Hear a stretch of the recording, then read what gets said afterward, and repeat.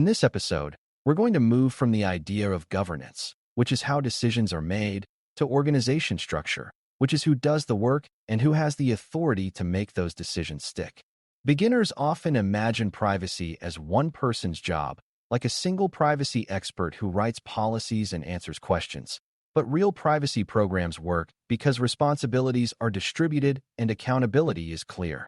The Certified Information Privacy Manager, CIPM, exam cares about this because many privacy failures are not caused by bad intentions or lack of knowledge, but by unclear roles, weak authority, and confusion about who is responsible for what.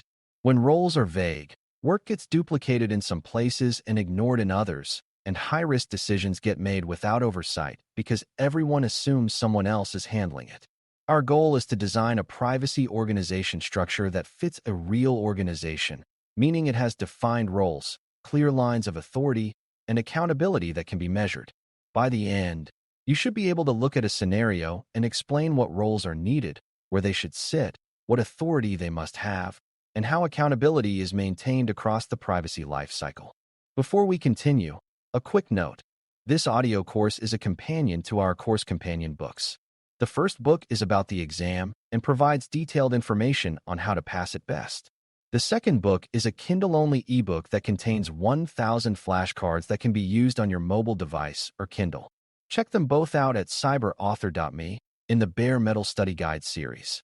A privacy organization structure is basically a map of who owns privacy outcomes and how privacy work is coordinated across different parts of the business. You can think of it as the human side of the privacy program lifecycle, because strategy, governance, and operations do not happen by themselves. They happen through people in defined roles. In a strong structure, there is a central point of leadership that sets direction and coordinates the program. But there are also distributed responsibilities, so privacy is not isolated. This is where many organizations choose a centralized, decentralized, or federated approach, but regardless of the model, roles still have to be defined. The structure should reflect how the organization actually operates, because a privacy structure that ignores real workflows becomes ceremonial and gets bypassed. Another key point is that structure is not only about job titles. It is also about decision rights, reporting lines, and the ability to enforce standards. If a privacy role exists without authority, that role becomes a messenger rather than a manager, and the program becomes fragile. The exam often tests whether you recognize that organization structure must enable action, not just description. A common anchor role in many organizations is the Chief Privacy Officer, CPO, who typically leads the privacy program at an enterprise level. You should think of the CPO as the person responsible for setting privacy direction, coordinating strategy with leadership, and ensuring that the program has the resources and authority it needs. In some organizations, the CPO may also manage compliance oversight, training expectations, policy development, and coordination with security and legal functions. Another role that appears in many regulatory and program contexts is the Data Protection Officer, DPO, which is often a defined role with particular independence expectations in certain frameworks. The key for exam thinking is not to obsess over whether every company must have a DPO, but to understand why such a role exists, to provide independent oversight, advise on obligations, and serve as a point of contact for regulators and data subjects in certain contexts. Some organizations combine these roles, while others separate them to preserve independence and manage conflicts of interest. Whether or not a scenario mentions these titles, the exam wants you to recognize the need for senior privacy leadership with enough authority to influence decisions across the business. Leadership is the starting point because without it, distributed roles lack coordination and accountability. Under senior leadership, privacy programs often include a privacy office or privacy team that handles core program functions. This team may manage policies, procedures, training programs, assessment workflows, records of processing activities, and coordination of rights requests. The privacy team often acts as a hub, providing guidance, maintaining standards, and ensuring consistent implementation across business units. However, it is important that this team is not designed as the only place privacy work happens, because that leads to bottlenecks and lack of ownership elsewhere. Instead, The privacy team should be designed to enable and oversee privacy work throughout the organization, similar to how a quality function supports quality across manufacturing rather than building every product itself. The privacy team also often coordinates with security and legal because privacy decisions frequently depend on security safeguards and legal interpretation, even though privacy is not identical to either.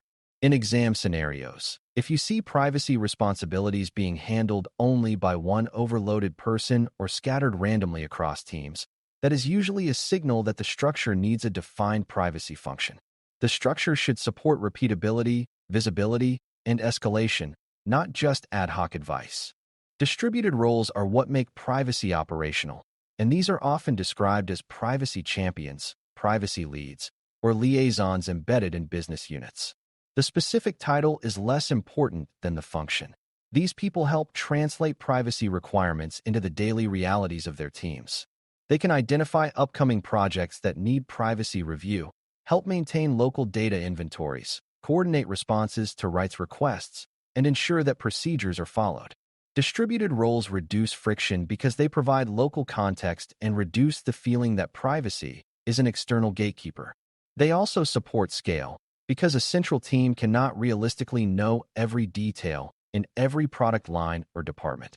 However, distributed roles only work when boundaries are clear, meaning the central privacy function defines standards and oversight, and local roles execute within that framework.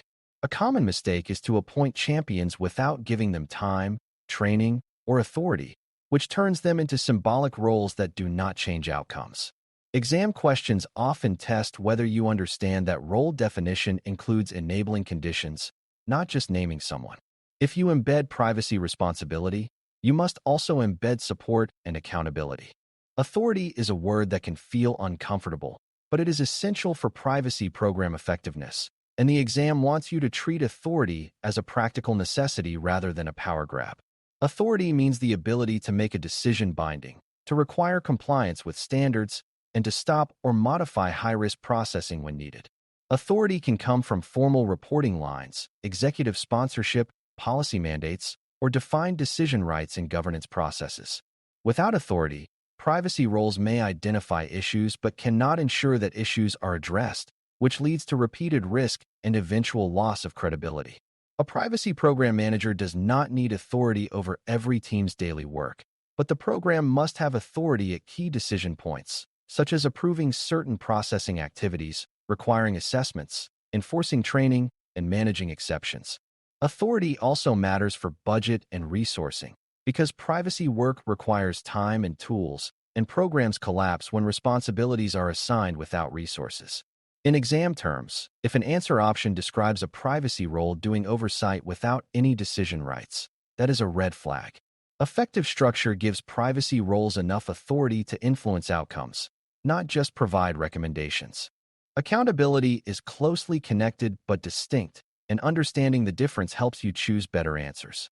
Responsibility is who performs the work, authority is who can make decisions and enforce them, and accountability is who owns the outcome and must answer when the outcome is poor. Accountability must be explicit, because if everyone is responsible, no one is accountable, and the program becomes a set of shared good intentions without ownership. Accountability also needs measurement, because outcomes must be observable to be owned, which is why mature programs track metrics like training completion, assessment coverage, response timeliness, and exception rates. A practical way to think about accountability is that it must align with control. If someone is accountable for an outcome but cannot influence the necessary controls, accountability becomes unfair and ineffective. For example, a privacy team cannot be accountable for data minimization if product teams can collect any data they want without oversight. Instead, accountability should be distributed.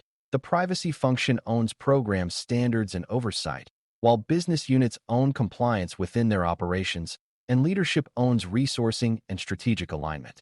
Exam scenarios often involve confusion about accountability, such as repeated failures in one area with no clear owner, and the correct program response often involves defining accountability and decision rights more clearly.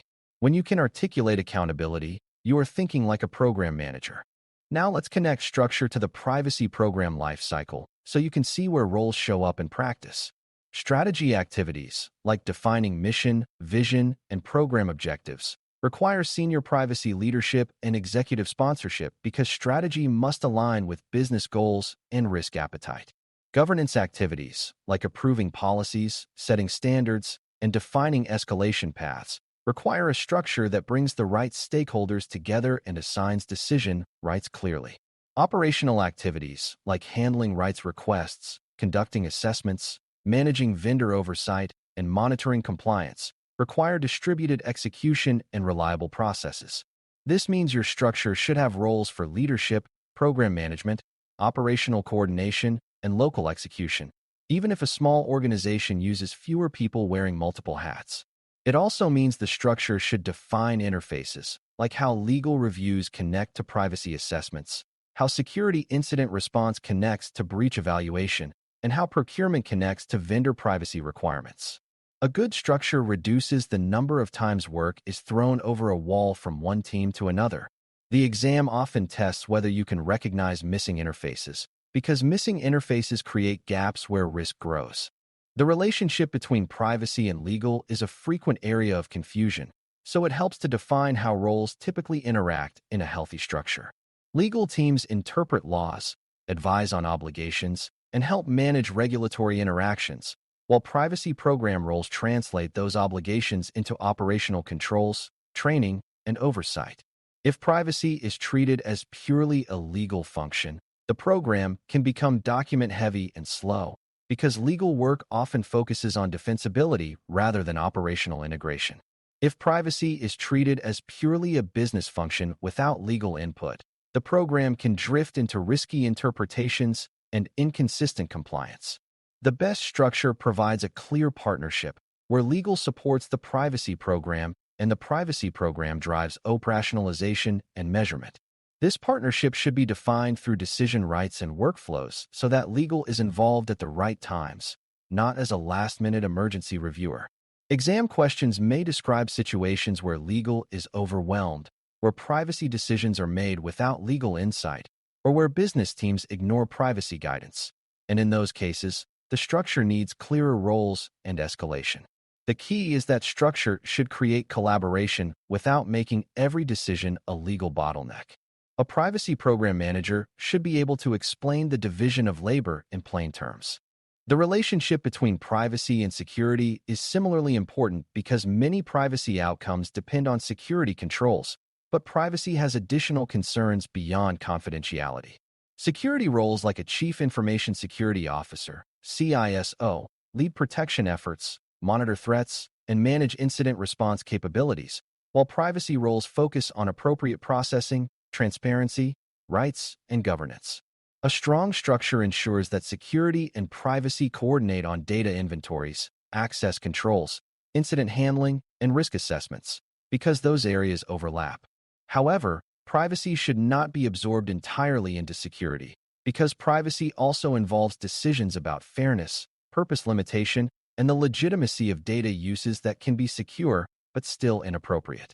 For exam thinking, when a scenario involves unauthorized disclosure or a breach, you should expect coordination between privacy and security roles, with clear responsibility for technical containment and privacy-related notification evaluation.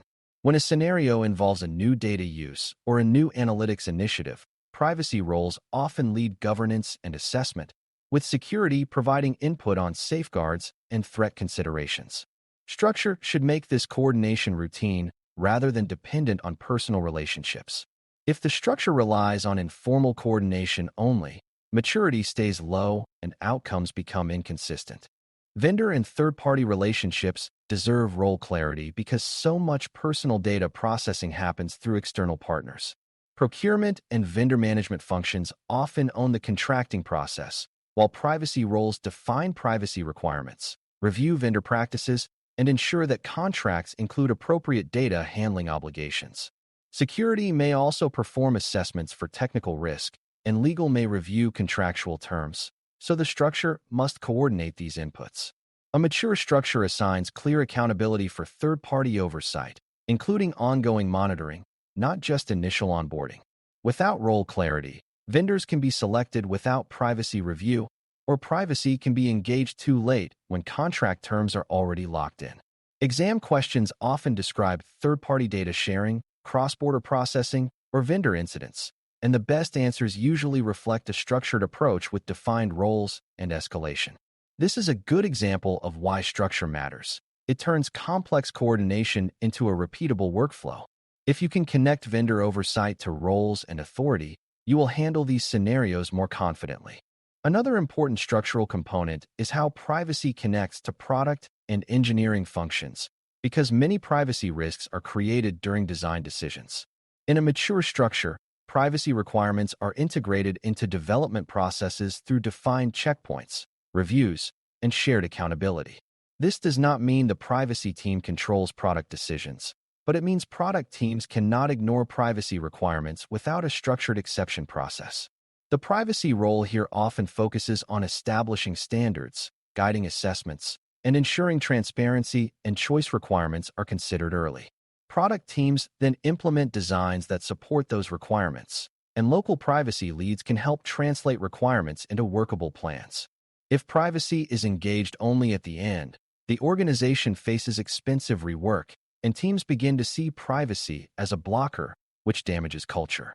Exam questions may describe late-stage privacy involvement and conflict, and the correct program response often involves structural integration, not simply asking teams to care more. Structure is how you make caring measurable and repeatable. When you design structure with product integration in mind, you reduce friction and improve outcomes. As we wrap up, the key idea is that privacy organization structure is the human system that makes governance and operations real, and it must include roles, authority, and accountability that fit the organization's maturity and scale. You need senior privacy leadership to set direction and coordinate the program, a privacy function to maintain standards and oversee execution, and distributed roles to embed privacy into daily work across business units. Authority is necessary so privacy decisions can be enforced at key checkpoints, and accountability is necessary so outcomes are owned and measured rather than assumed.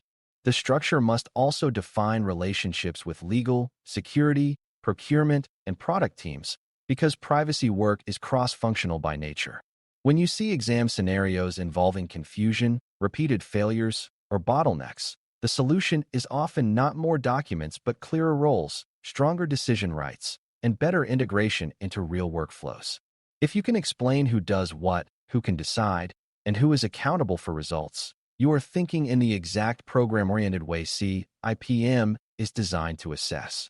This role and structure clarity will support everything that comes next, because stakeholder alignment, mission communication, and program charter work all depend on having a structure that can carry those ideas into practice. Thanks for listening. For more audio courses, daily newsletters, and more, please visit DailyCyber.News.